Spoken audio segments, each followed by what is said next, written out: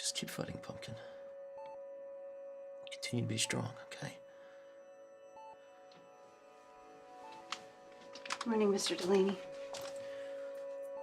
These last few days, Rebecca, she's been asleep more than she's been awake. Isn't there something else you can do for her? You know, we're doing everything we can, Mr. Delaney. This isn't exactly the greatest children's hospital. I know. Believe me, if I could afford one, we wouldn't be here. I have to step out for a little while in case Rebecca wakes up. Could you? Of course, Mr. Delaney. Thank you.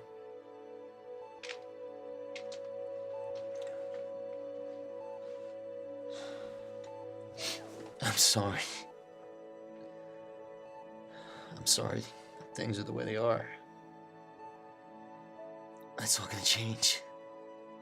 I promise. I'll do whatever it takes. Whatever it takes. I love you, Pumpkin.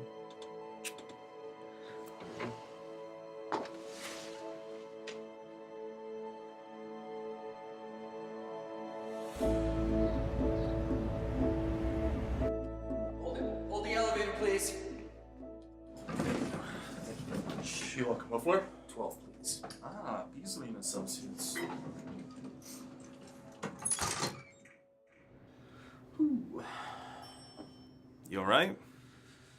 Yeah, job interview. You work there? Oh, no. I'm on the 15th floor. The leader group, our maintenance and facilities division actually takes care of the entire building. Nervous? A little. Don't be. Just be yourself in there. No, it's not like that.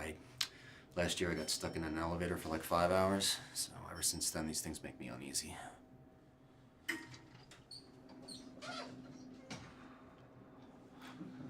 Good luck. Thanks.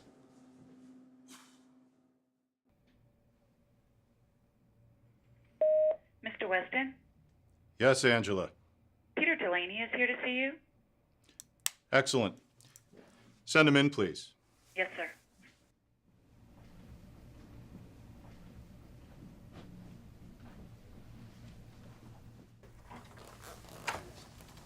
Mr. Weston, I'm Peter Delaney. It's good to meet you in person, Peter. Likewise. Can I offer you something to drink? Coffee? Water? No, thank you. Very good. Please, have a seat. Thank you, Angela. You're welcome.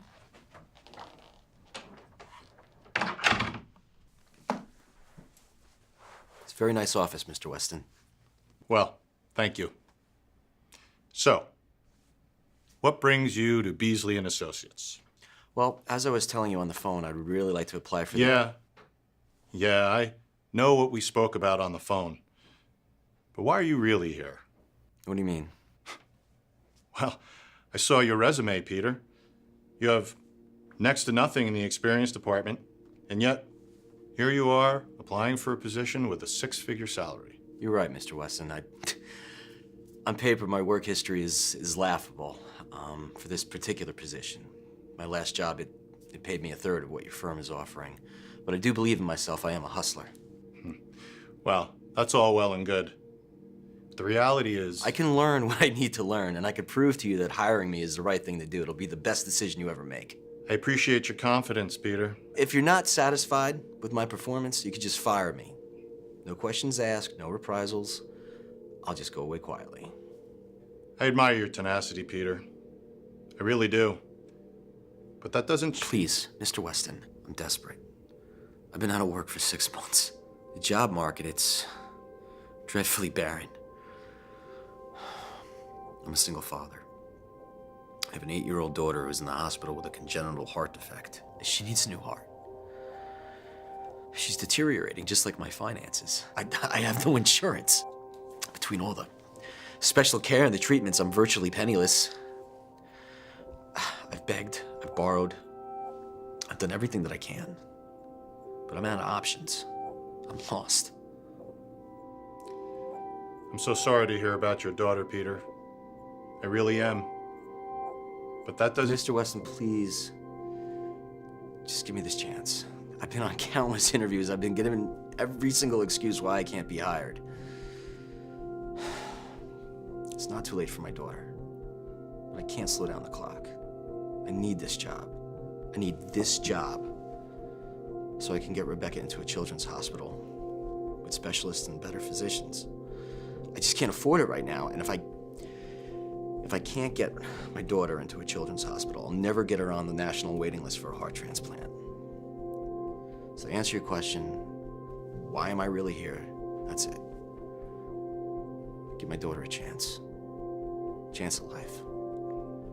I'll work as many hours, I'll work as many days as I have to. I'll do anything. Anything. You have children, Mr. Weston?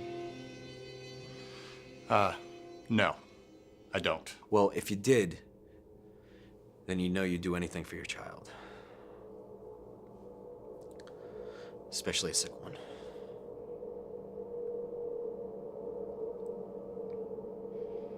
I'll tell you what, Peter.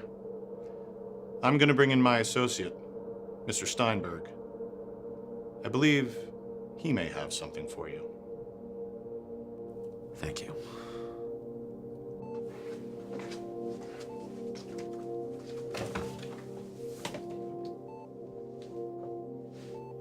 Where's Daddy? Hey, I'll be back soon, sweetie. I miss him.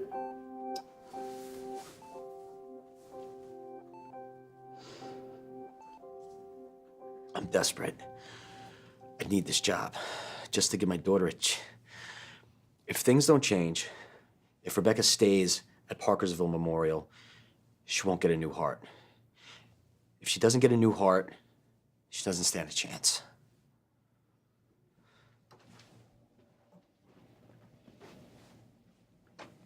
Tell me, Peter, how far are you willing to go? What do you mean, like travel? I'll go as far as I have to, Mr. Steinberg. Now, you don't understand. Let me explain. At the Children's Hospital of Pittsburgh, surgeons have been working with a ventricular assist device called the Berlin heart.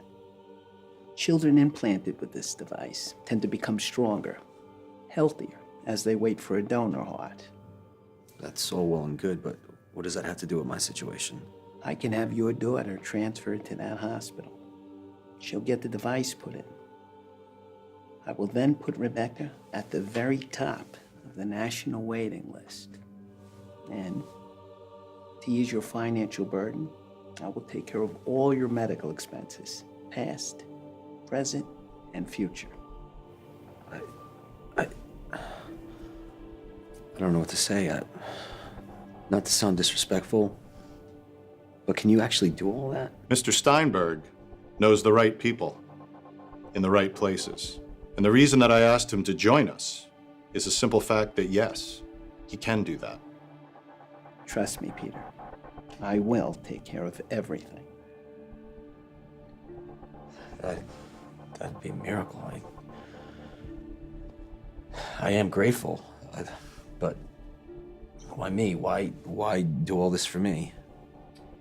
Because, Peter, you're going to do something for me.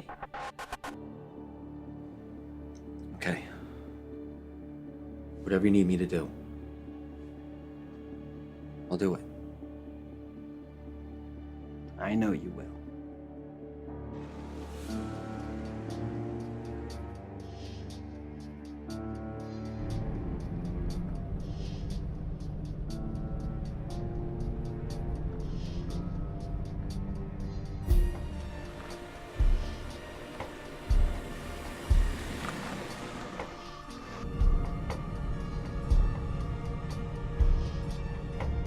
You were to leave here and drive to this location.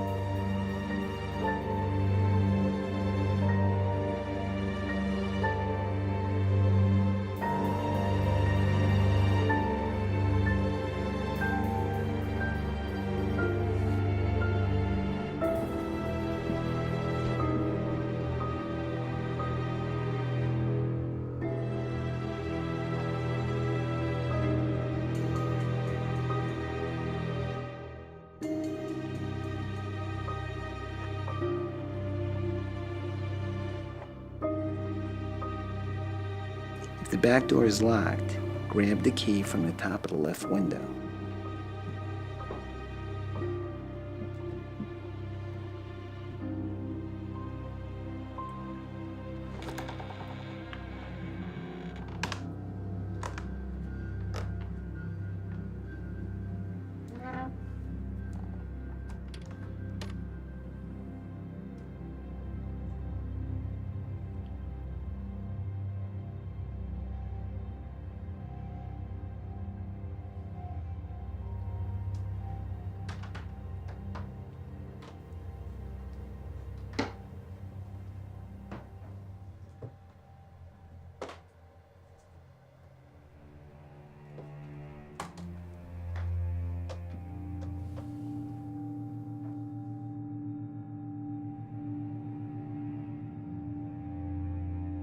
The house belongs to Chelsea Holloway.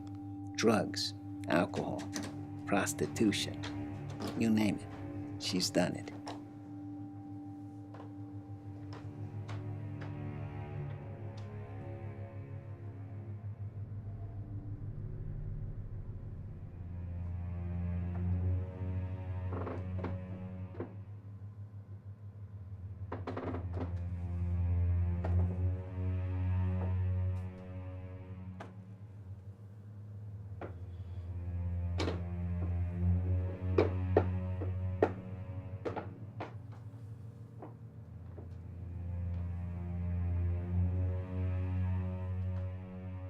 Once you get up to the loft, you'll see someone asleep on the other side of the room. Your job, Peter, is to simply grab a pillow and smother them. Smother them to death. Is this some sort of sick joke? I assure you, Peter, this is no joke. I'm dead serious.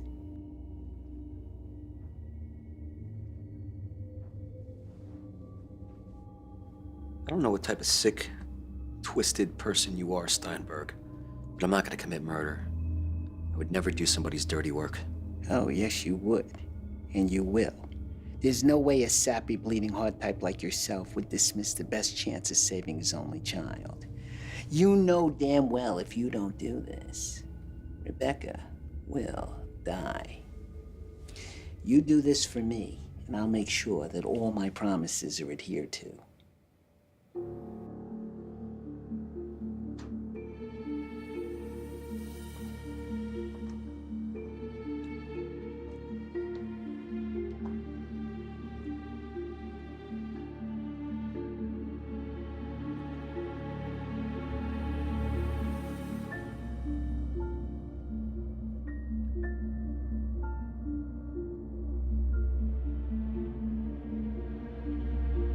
"14 years ago, I went out to a strip club and had a one-night stand with this Chelsea Holloway.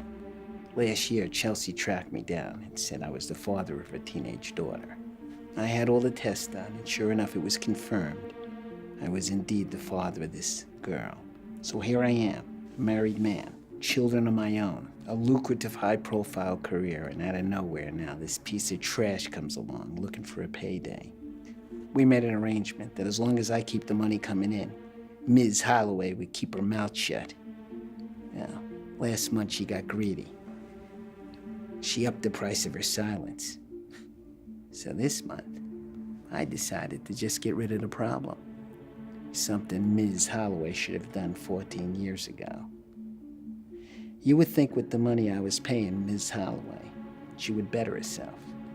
But that wasn't the case.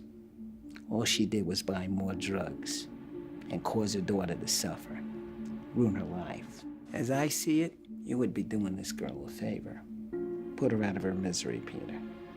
Let the mother be the one to suffer.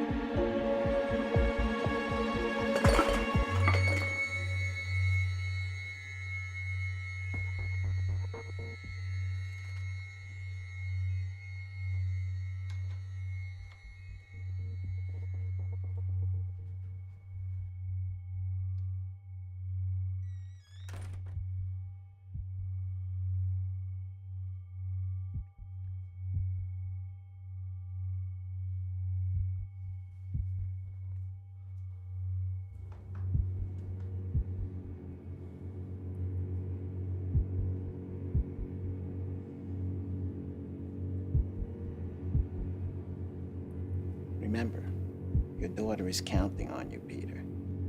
Don't disappoint her.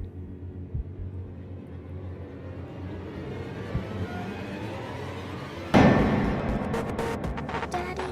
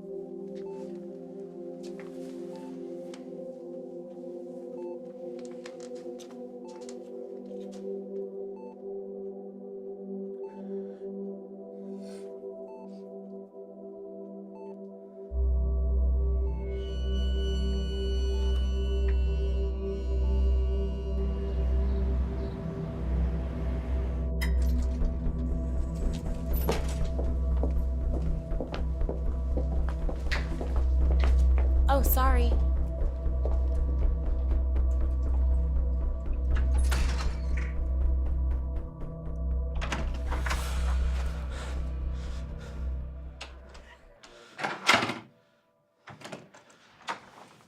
Excuse me. Can I help you? Where's Mr. Weston? Mr. Weston's not here. When's he gonna be back? He won't be back for another month. Another month? I just met with him this morning. I'm afraid that's just not possible. Why not? Mr. Weston has been in Europe for 3 weeks. 3 weeks? No. I was here this morning. I met with Mr. Weston and Mr. Steinberg. You were here, don't you remember? Yes, Mr. Delaney. I was here, and I do remember you. But the meeting that you had was not with Mr. Weston or Mr. Steinberg. The gentlemen you met with are associates of mine. They needed my help to get rid of a minor problem. So there's never any intention of transferring my daughter, getting her on the waiting list, or helping me with my finances? No, Mr. Delaney. I'm afraid not. Oh my God. What have I done?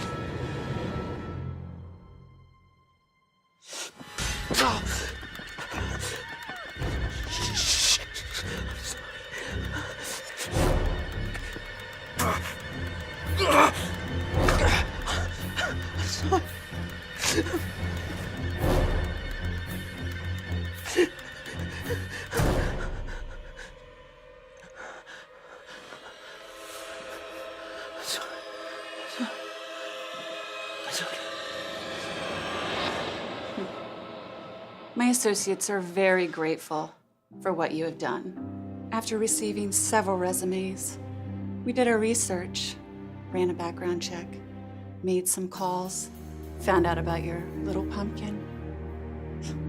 You were the perfect candidate. Vulnerable and gullible enough to clean up our mess. We know you'll keep this hush-hush. Not tell anyone about us. Unless you'd like to be indicted for the murder of an innocent child. I think it's time for you to go, Mr. Delaney. Be by Rebecca's side for her final days, hours, whatever it may be. Goodbye, Mr. Delaney.